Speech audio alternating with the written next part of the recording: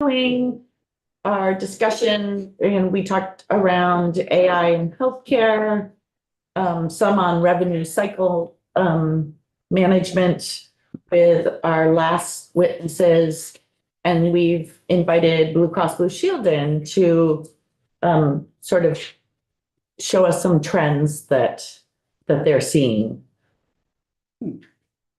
And we have Ella, it's Thodal. Yeah, that's pretty good. Welcome. Thank you so much. Hello, everyone. My name is Ella Thodal. I work with Sarah at Blue Cross Blue Shield of Vermont. I am the product owner for Provider Financials and Performance within the Data Governance and Healthcare Economics area. I've been with Blue Cross for about 11 years now, primarily working in analytics and data reimbursement function. So I'm going to share some slides here. And I think we have a question already. Oh, great. Okay. Well, you could, yeah, Leslie Goldman, you could put your first slide up. I just don't know what a product owner means. Yeah, that's a really good question. So I work on tools that allow insight into data. So specifically around how much healthcare costs and how we can look at quality and value in healthcare. So usually analytic tools, models, things like that. So hopefully that's helpful. Are there other owners? Is that a general catch-all or just related to you?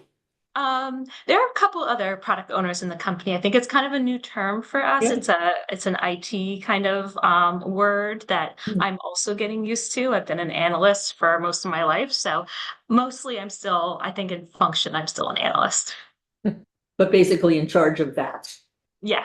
Okay, got it. Thank you. All right, great. Okay. She's in the building. I saw that out the window. Yes. Looks nice. Up on the hill. Oh yeah, it's beautiful. You can see like mountains out the windows. Really nice up here. Okay. Can everyone see my slides okay? Yes. Okay, excellent. So things are working. All right. So I'm here today to talk about coding intensity. When we look at healthcare costs, we try to break it down into three different elements. So there's unit cost. This is a lot of what the Green Mountain Care Board deals with. It's how much do we increase the costs year over year in order to make sure hospitals get what they need, in order to make sure primary care practices are being reimbursed. So that's unit cost. It's kind of straightforward. It's just like how much does the thing cost this year versus next year for the same thing. And then, of course, there's also utilization. So do we have, are we getting more services this year than last year? What does that increase look like? And utilization has been also really a huge driver of healthcare right now. The third element is intensity, and that's the hardest one to describe. It's the hardest one to dig into. And so that's why I'm here today to kind of talk about how we look at intensity, what it means, and how we can measure it. Okay, so any questions so far? No, I think we're good. Thank you. Okay. So the first way of measuring intensity is at the inpatient level. So when a member goes into the hospital, there are diverse procedures that can be done. There are different diagnoses that can happen in the hospitals. That can be complications. CMS has a system for taking all that data, all those diagnoses and procedures, and bundling them into what's called a DRG, or a diagnosis related group. And that says, okay, it looks like this person was here for a cesarean section without any complications. And then they give that cesarean section without any complications a number. It can be like, they range from 0 all the way up to like a 30 or 27. So that number will indicate how intense that stay was. So for example, a DRG weight of 30 is going to be way more intense than a 1.0. That means that the patient probably stayed there for much longer. It means it was a lot more expensive for the hospital to take care of that patient. So we use that information, those DRG weights, to create a case mix index. And that helps us understand, relatively speaking, how intense were the services that were provided at each hospital. And we look at that year over year to try to understand what's going on from an intensity and patient perspective. So here, what we've done, I've laid out year over year what those case mix indices look like at our 2 academic medical centers and all their hospitals combined. So you can see at UVMMC between 2021 and 2024, there's kind of an upward trending. We're up 13% in 2024 versus 2021.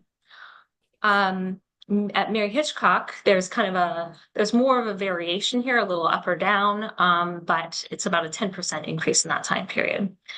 For all other hospitals, I grouped them all together because we're really seeing kind of a similar trend at those non-academic medical centers of a decrease of about 7% year over from 2021 to 2024. So we're seeing some different patterns in intensity in inpatient based on the type of hospital. So I'll just pause there in case there are any questions. I have, but I see that Just one thing I wanted to jump in that Ella told me, it's not anything I knew, is that you can see that Dartmouth Hitchcock, Mary Hitchcock Medical Center, on average, has the most complex cases of all the hospitals we're comparing, which is pretty interesting here.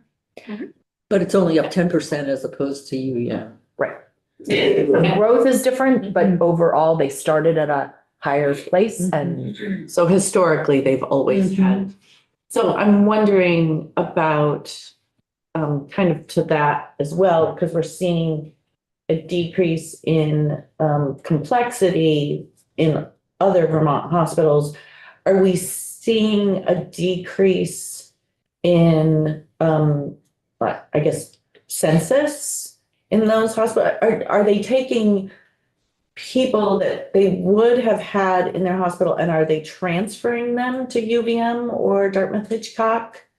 Or are their patient census numbers remaining the same? That's a really great question. That is something that we're currently digging into. We're trying to understand the flow of patients between hospitals right now. So are more patients, for example, being transferred to UVM and Mary Hitchcock, and that's not why? Maybe that could potentially be why we're not seeing that intensity at the other Vermont hospitals anymore. It could be a shift in services. Sometimes there's some services that can be done in the inpatient setting or the outpatient setting. Maybe more things are shifting that way.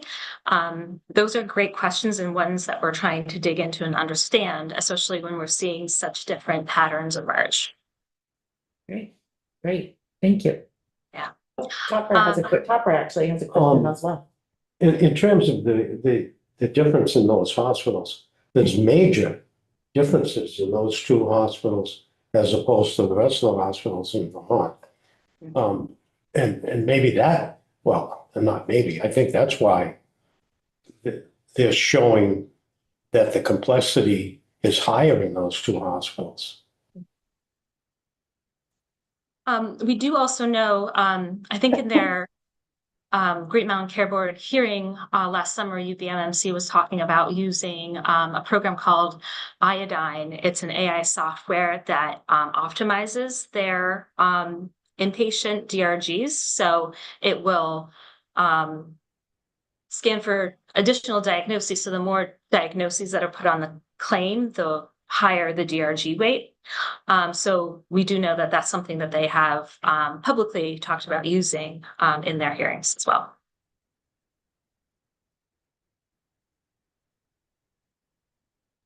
Thank you. Thank you. Okay. I'm going to move us on to the next slide. Okay, so we also look at intensity for office visits. So these are the encounters that you have most often. It's going into your primary care office for whatever you need. Oftentimes those will be billed with an evaluation and management code. They're kind of the bread and butter codes. So there are 5 existing patient E&Ms. The coding rules for these have changed a little bit in the last 3 to 4 years. In the past, they were really focused on how long the visit was, but now there's more weight put on the medical decision making. I'm not a coder, so I'm not going to go too much into detail on this, but just those changes that CMS has put out there, and that has triggered us to want to take a look at how are the E&M codes changing over time. Are we seeing a shift? So that's a little bit of background on the E&M codes. So we do see a shift. So over here, all the way to the left, there's a 99211. That's kind of the least complex E&M. And all the way to the right, there's the 99215, which is the most. As you can see, the most common are in the middle, the 99213 and the 99214. We're seeing some variation over time. And the most noticeable pattern is over here in the 99215. With the increase, we're going from like a 4% of the time, 4% of visits are 99215 up to 7%. So it does seem like there's a little bit of a shift to the right in these services as we kind of look year over year. Leslie, I was just wondering if you look at whether these are statistically significant. That's a great question. I should. Usually our actuarial department, I work really closely with them. We pass things back and forth a lot, but I can run that by them and ask them if that would pass a statistical significance test. Thanks. So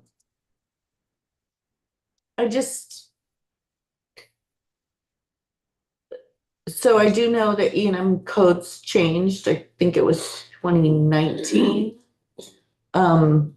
Where they moved more from time-based to complexity. But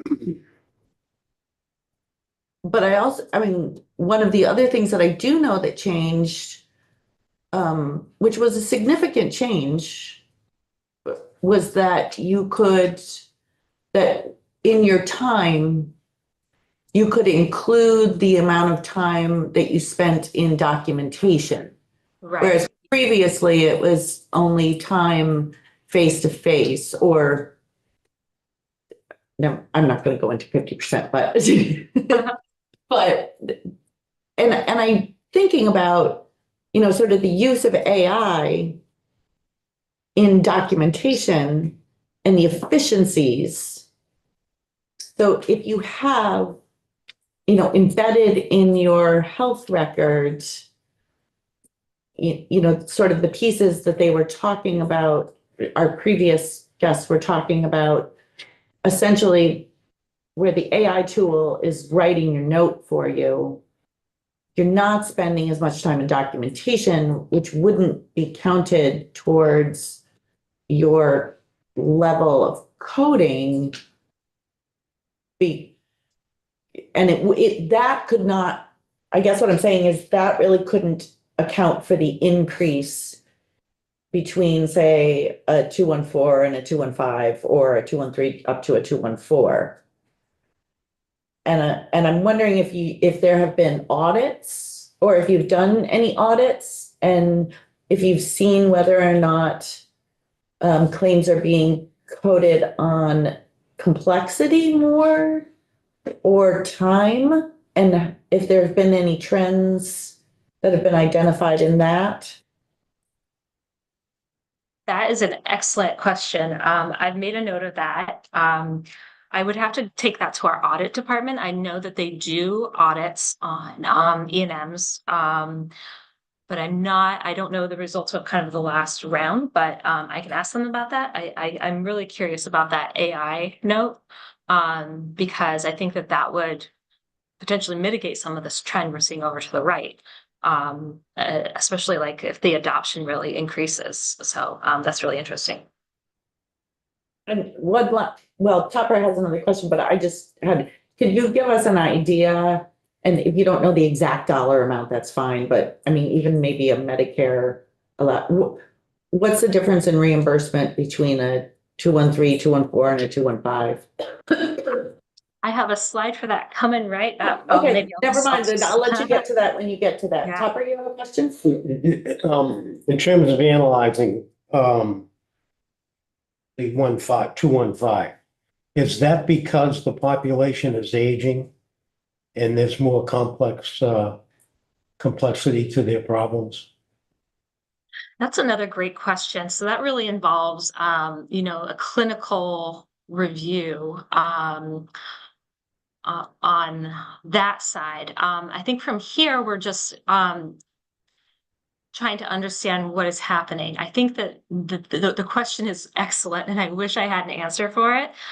We just don't have a great way of connecting and kind of understanding from the clinical review, like all the clinical data and pulling out what exactly is aging versus coding versus other influences to this shift. I hope that makes sense. Yeah,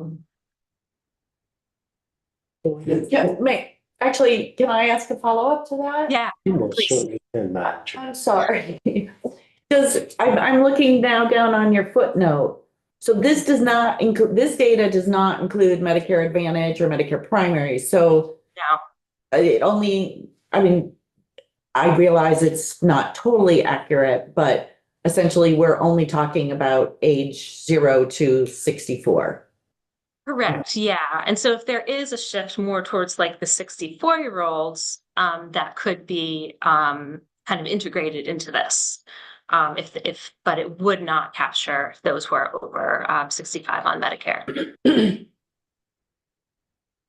I'm sorry to interrupt you. Did No, you have that's a a follow-up? very, very good question. Well, no, you flagged it for me, so thank you. The moment you said that. Can I ask you? Yeah, of course. I just have a quick question too. I look at this trend and see that people are probably just not going in for wellness checks with their doctors, and that's why it's becoming more complex and higher coded. Is there any kind of study that shows? Because I personally hate going to the doctors because it's a pain and I don't like paying my deductibles and stuff. I just wonder if that's considered in your data here. That's another great question. We do look at wellness visit adherence and how does it change every year. That's more in our clinical analytics side that I'm not as like up to date on my statistics for. So there could be a relationship there, but again, I think that also like gets into that like clinical, like it's hard to break this down and say this is how much is due to various aspects. I keep having follow-up questions based upon everyone else's questions. You have approximately 700,000 patient encounters, I'm assuming E&M codes every year. Are you seeing a trend in an increase of E&M codes or decrease of E&M codes? Right, so that's the utilization portion. So as we talked about before, unit cost and intensity and utilization kind of compound upon each other to create like cost. We are seeing a really big increase in utilization. And I was just speaking to our chief actuary right before this, and she was saying that really utilization has gone up very considerably for these codes. Thank you. Okay. So I have this look, but again, sometimes we look at our academic medical centers differently from our other providers. And so I pulled out both UVMMC and Dartmouth from that big bucket of providers and to see if their trends are different. And we do see that same shift over to the right, especially towards that 99215, except in this case, it's really more pronounced. We see a lot more 99215s in general, and then we are also seeing an increase, a larger increase towards those codes.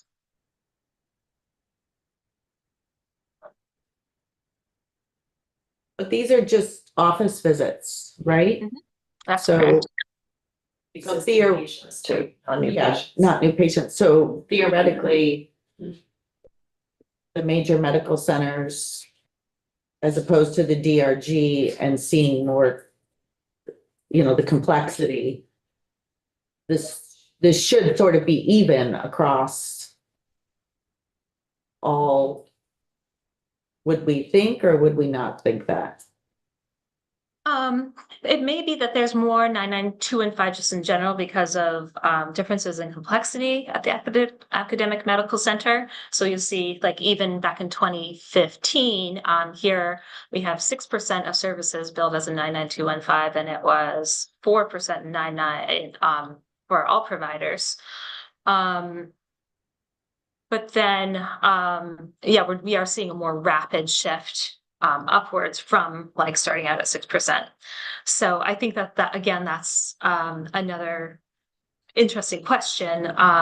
We have intensity, but, like, digging into the why is very challenging. Thank you. I'm sorry to keep interrupting you. No, this is great.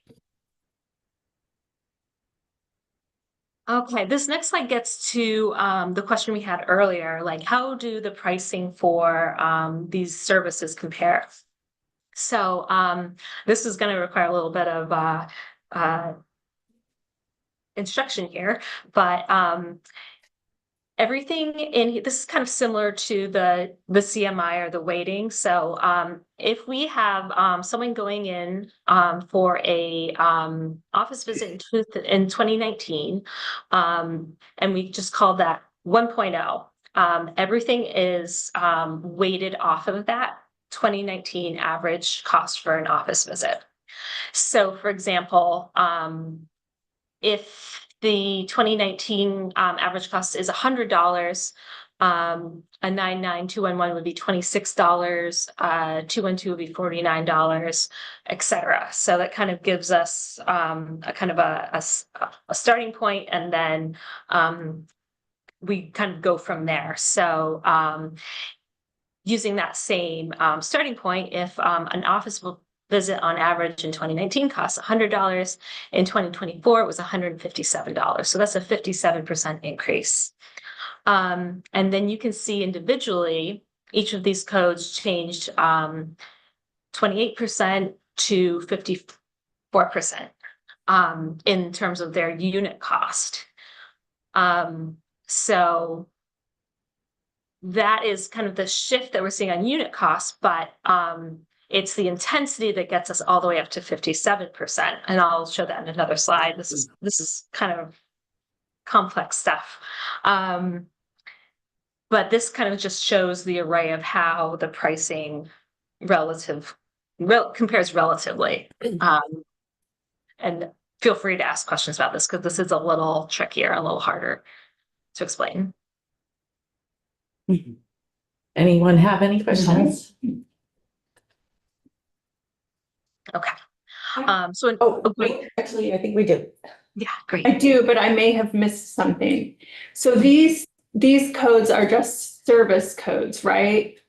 So they're not, I can't ask the question of what portion of that 57% increase is on materials, right? This is just time, an increase in time. So, like, we could say that that's inflation, staff, salaries, et cetera. Like, what went into that percent change over time?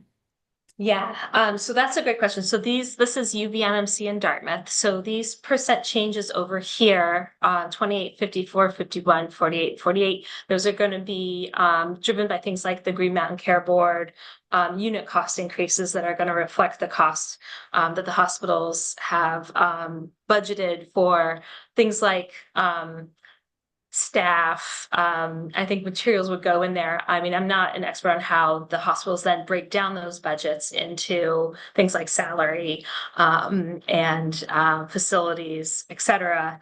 But that's kind of the general gist of it. Hopefully that answered your question. And okay, I have a better way of asking the question, or what I'm getting at is, how does that average rate of change compare to codes that include procedures? Okay. That's a good question. So codes that include procedures. I think the answer to that is it can be really variable. For some procedures, we see costs increase more rapidly than others. I think that the hard question is it really depends on the procedure and how the cost for those procedures change over time. Okay. Unfortunately, I don't have a great answer. Leslie, and then I have a follow-up question. Sorry if I missed this. I'm just trying to correlate with actual money. Yes. So like what's a 1 so that we can 1.0 equals what? 0. It's going to equal about, I think in this case, it's like $130 or so. Okay, so that if we keep 1 at $130, then we could think about the rest in relation to that. I appreciate that. Thank you. Yeah. Absolutely. Okay, I'm gonna ask a really. I'm asking a question which I think I know the answer to only because nothing can ever be that simple. But, the Green Mountain Care Board sets net patient revenue. It tells the hospital you may increase your rates by 5% or 6% or -1% or -2%. The fact that every single one of these is changing at different amounts, why aren't they all changing at the exact same amount? That's a great question. So we've done a lot of analysis of fee schedules, charge masters, different reimbursement types. In an ideal, it would make analysis a lot easier if everything changed at the same rate every year. But unfortunately, in our reality, it's rarely an across the board increase. We see, and there can be different reasons for that. So one reason is a lot of pricing is, especially for professionals, benchmarked against Medicare.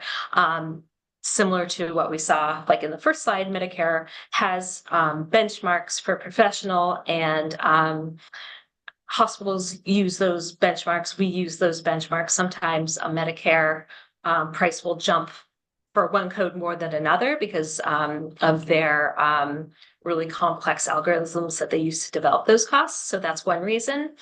Another reason is some of this is charge-based. So hospitals may allocate their charges differently in one year versus another year. That could show this kind of like irregularity in the percent increases. Okay, thank you. Yeah. I knew it wasn't simple. Nothing can ever just be It was a simple. great question. Yeah, lots of good questions. All right, I'm just going to take us over to this next slide. So this kind of shows the stacking effect of the unit cost increase and then the coding increase year over year. So again, if we think about this as like $100 here, it becomes $157 here. So that would mean that so the cost would increase $57. And about 52 of those dollars would be due to unit cost increase. And then that $5 would be due to that the coding intensity increase. So I guess the takeaway from this is that on top of very high utilization, we're also seeing, unit cost increases, which are really driving up the cost. And then coding is contributing, or the coding intensity is contributing to a higher overall cost, but it's not contributing at the same level as the unit cost, at least for this time period.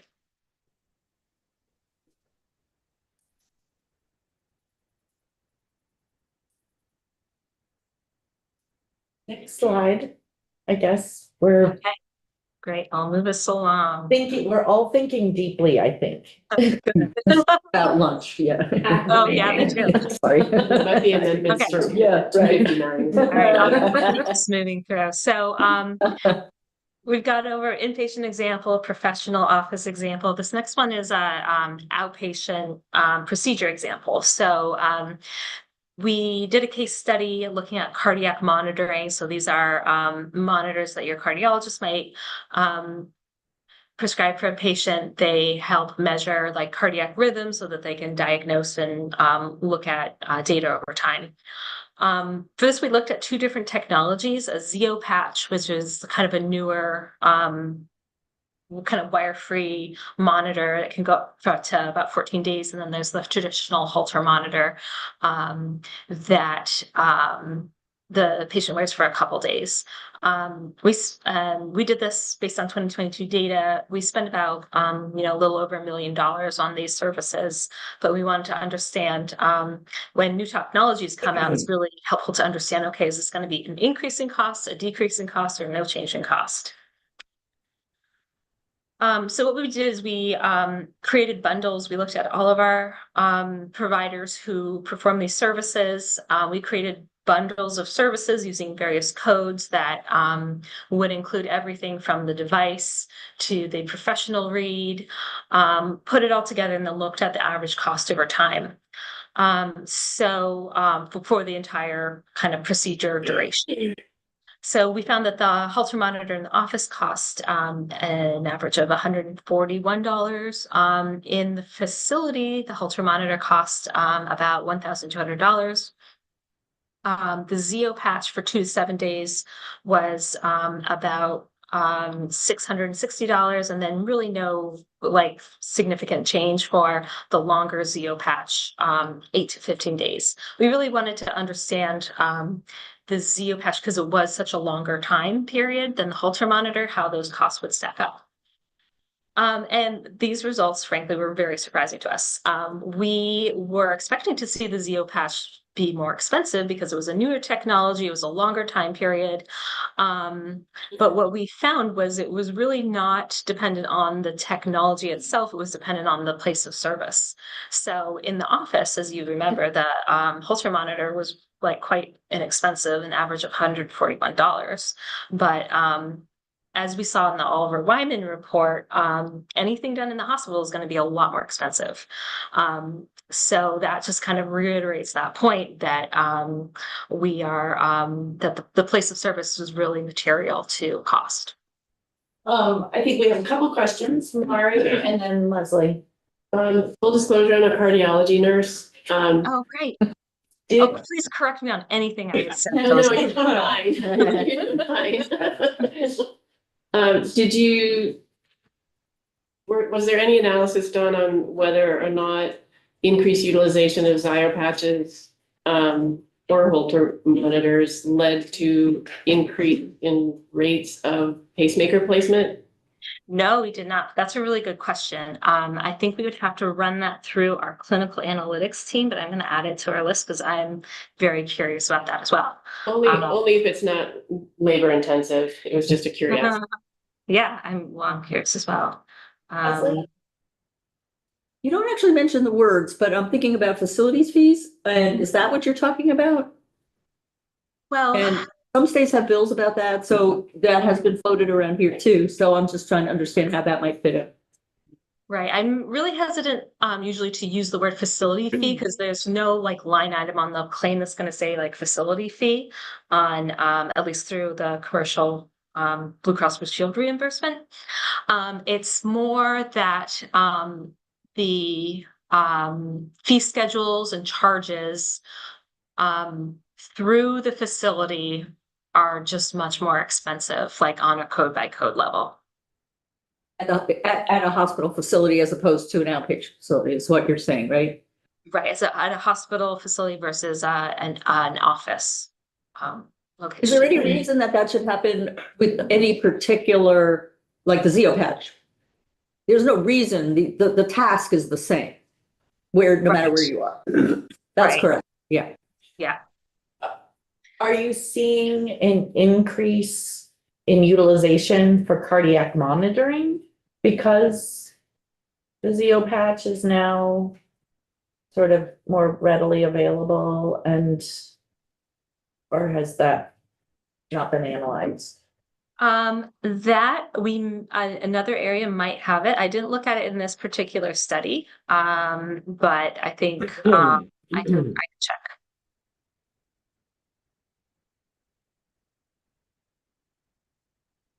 Okay, I'm just going to take us to our next slide. So this just shows the breakout of how the services are distributing for us. So here you can see the percent of services. We do about 60% of our services are a Holter monitor in the facility. That was the most expensive procedure or most expensive technology and place of service. About 28% were the Zio patch in the office, and 1% was the Zio patch in the facility. So the Zio patch was really primarily done in the office setting. And then about 11% of the time was the Holter monitor in office. So you can see how that translates to percent of cost. Because the Holter monitor in the facility is so much more expensive, 60% of the services are equating to about 77% of those costs. And then 11% of the services of the Holter monitor in the office are translating to just 2% of the cost. So that's the kind of the current breakout of how our patients are in the cardiac monitoring world.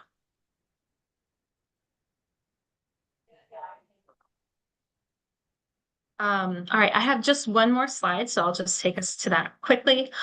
This is just another example of outpatient. This is another area that we're monitoring. It's a group of codes that are for chest radiological exams, and they help providers diagnose pneumonia and cancers. We have been looking at these year over year. So there's 3 levels of codes here. There's a single view, 2 views, and 3 views. Again, I'm not a clinician. I can't speak to like which may be more appropriate or not appropriate. This is just trying to understand over time how is the intensity shifting. So we did see a shift from 2022 to 2023. We are seeing the more intensive service, the 2 view version of the code used more often, and over time, it's kind of this shift to more intensive or expensive services. We are continuing to monitor this because there's a new code, the 71074, 3 views, and we want to see, okay, are we going to continue to see a shift in the future towards more expensive or more intensive services? So this is just another example of how we're monitoring code intensity. And I think it's just important to go back to that original point where we have utilization, unit cost, and intensity all contributing to cost. And controlling one isn't necessarily going to rein in all the spending. It's kind of like all 3 of them in concert create in more costs in the system.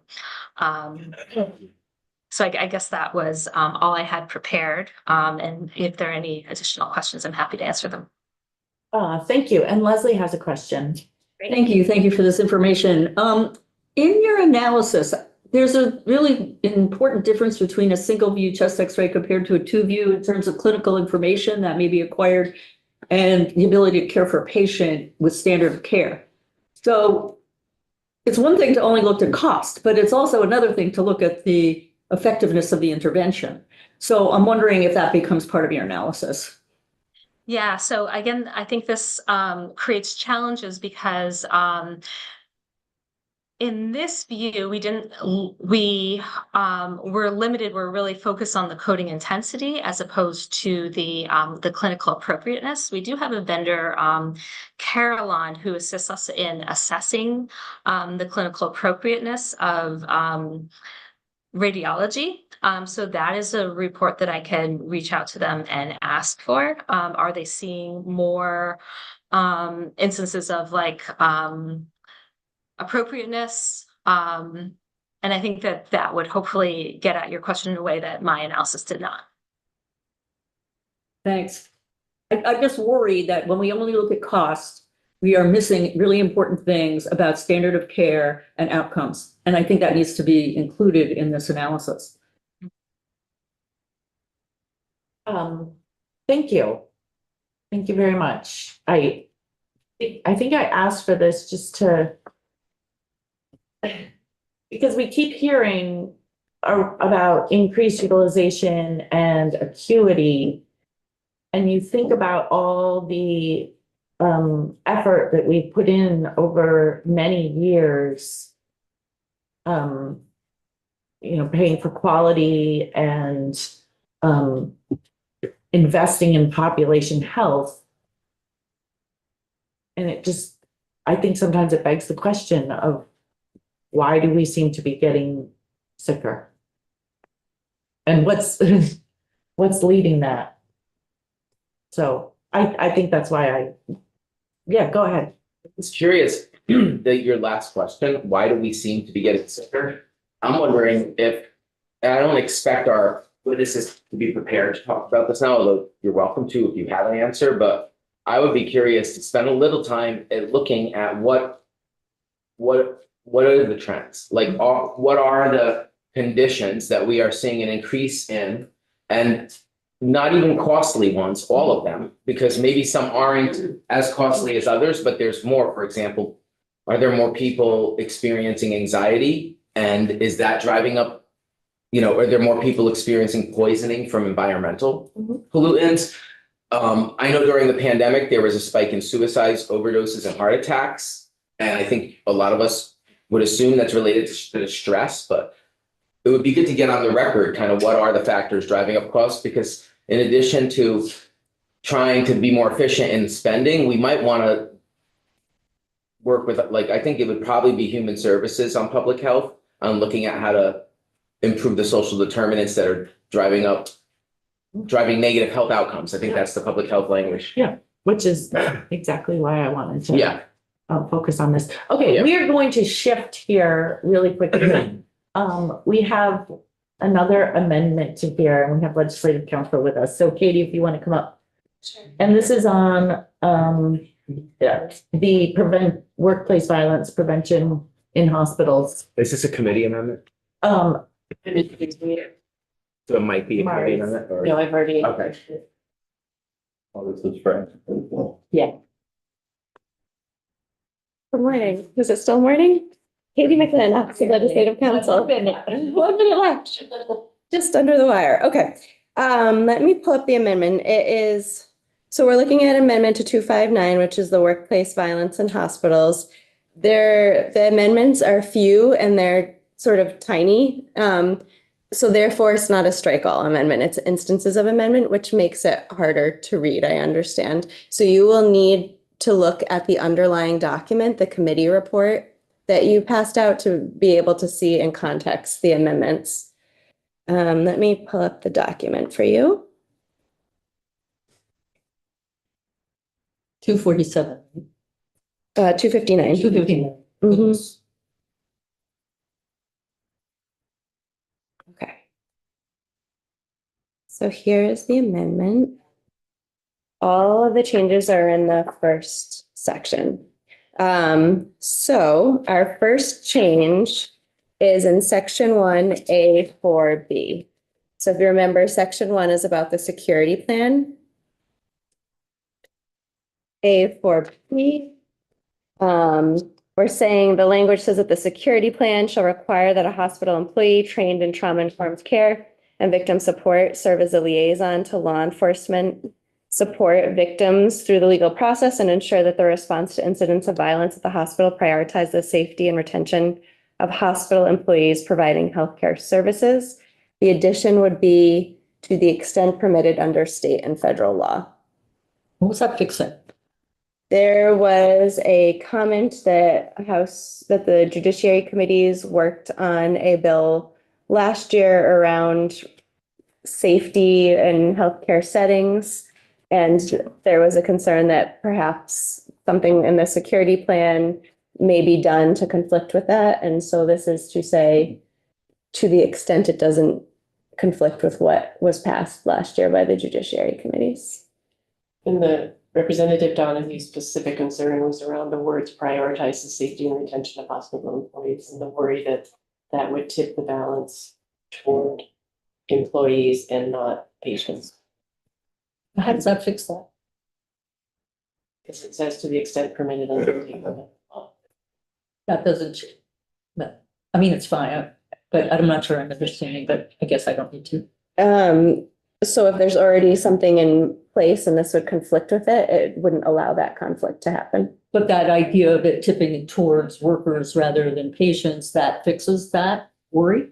But by saying to the extent permitted under state and federal law, that doesn't have Representative worry. Donahue was fine with it, and everyone that walked out was fine with it yesterday. Advise, the nurse coalition, Representative Donahue were all fine with it. So whether it, sorry, Go ahead. so whether it truly fixes it or not, it satisfies people today.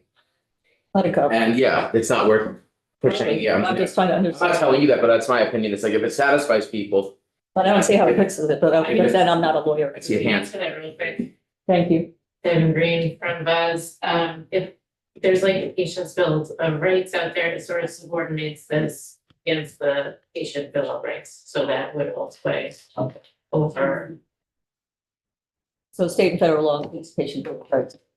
yeah. And that's. I'm looking at the impact on the individuals that this bill was written Mhm. for. And that was to make it a safer workplace. Mm-hmm. And I'm wondering about F. Nothing in the section shall require a hospital to make capital investments to improve the security plan. Mm-hmm. Do we have any other questions around the first? Oh, I'm Or sorry, the second, first instance of amendment? I'm sorry. Yeah, let's get through second. and Yeah, third. yeah. I agree. Anything else on the first? Okay, And the second instance of amendment, there was an incorrect site in section subdivision 6 on page 3.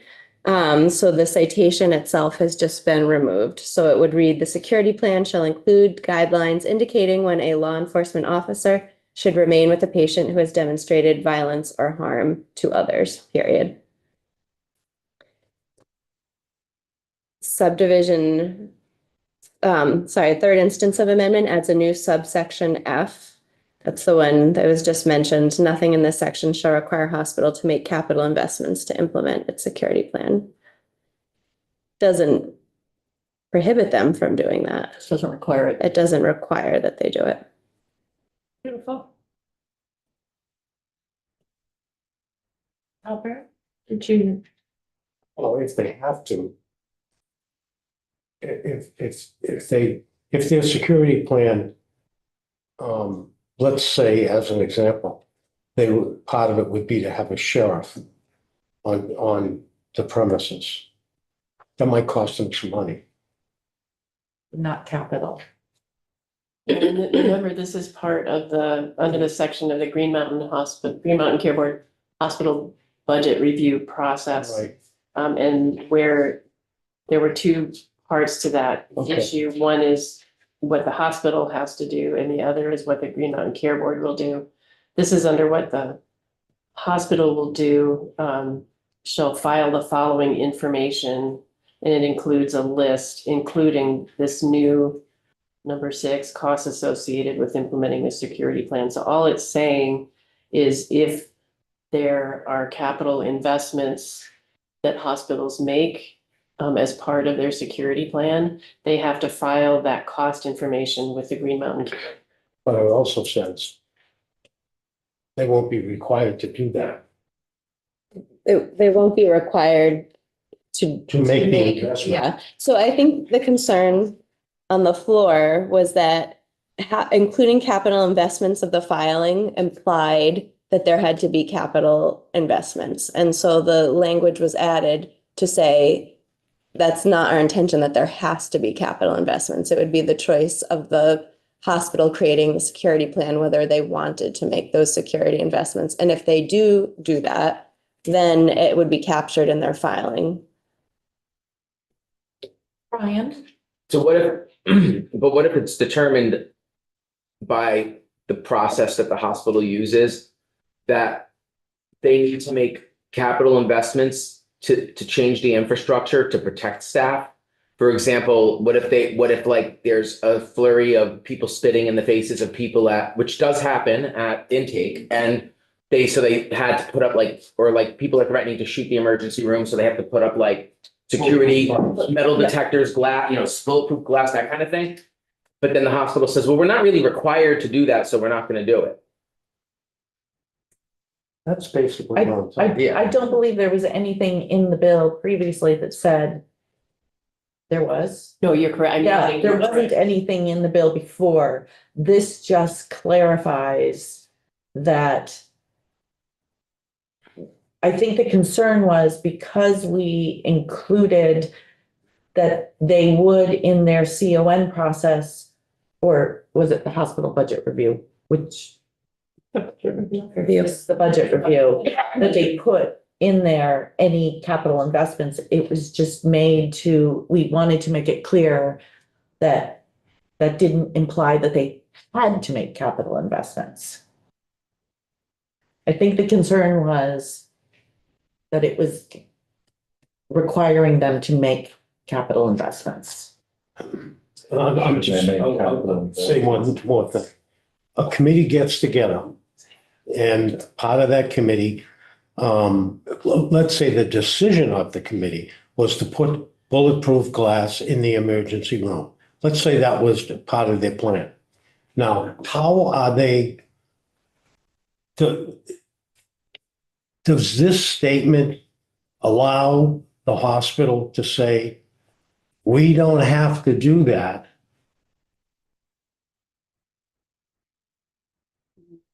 No, it's just saying it's not, well, We're not saying we're not requiring it, but it's Well, how not. is it gonna get done? Well, there was nothing in the bill previously that said that they had to do that.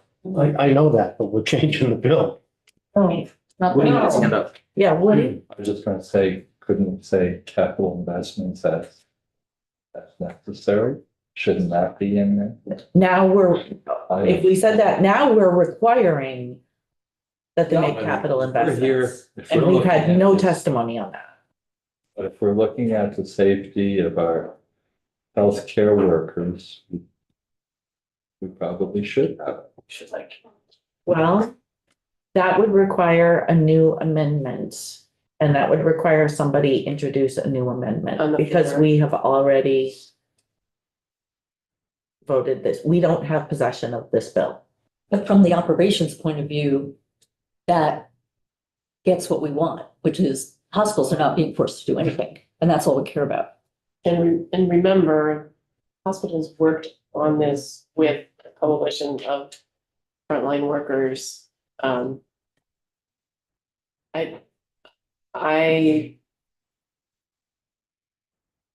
The focus of the bill is on developing a plan, on the risk assessment, on the training and on the education. It's not about requiring any capital investments in like physical infrastructure changes. Oh, wait, I thought it was to protect people. It is, But it focuses on the social infrastructure, not the physical. right, it Yeah. focuses on the training, the security plan.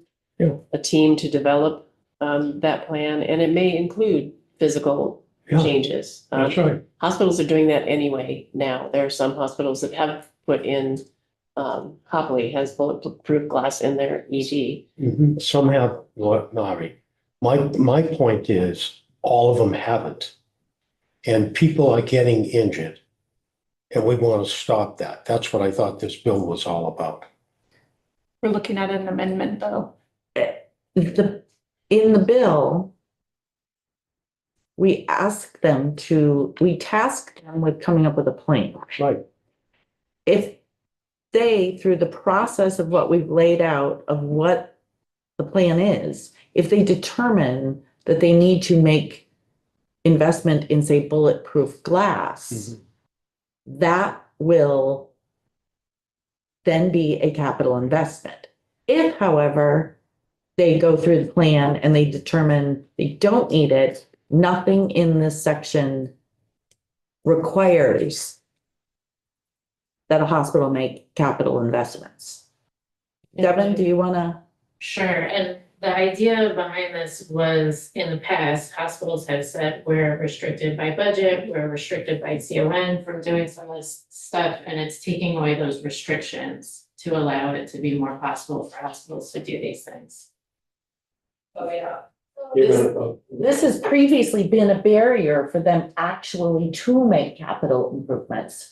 So what we did in the bill was we removed that barrier so that they would be free to make those investments. Yeah, there are three things. It allows hospitals to not have to go through the certificate of need process for any work done on this. Yeah. It also, not only, it is a requirement that hospitals have to file their cost information related to workplace violence prevention, but the Green Mountain Care Board is also required to take the cost of those improvements into consideration in the hospital budget review. So all of that helps hospitals. And in the outset of my bill report, I think that might help. The H-259 will require uniform standards and requirements for developing workplace violence prevention programs. So it was on the developing consistency across the hospitals in the state of Vermont so that they are all we're all doing standardized work using best practice and evidence and using implementation of best practices to prevent workplace violence. And Representative Chena used the words, a lot of this work is based on social type work and understanding the nature of workplace violence and the training needed for de-escalation. What we need to do for data collection. That's what the focus of the bill is on. Incident reporting, risk assessment, development of a plan, training employees, educating employees, and then analyzing the data from the incident reporting to see if the plan is effective. That's all really critical work to protecting. So if it employees. isn't, what happens? They respond. Develop a new plan. Every year they have to look at it and see what's working, what's not working, and And that's pretty common for. I get all that. And if all of that is done, and the plan that has been developed by the online people, et cetera, comes up with, one of the things that has to be done in order to protect us is we have to have some structural change. What if the hospital says then we can't afford it?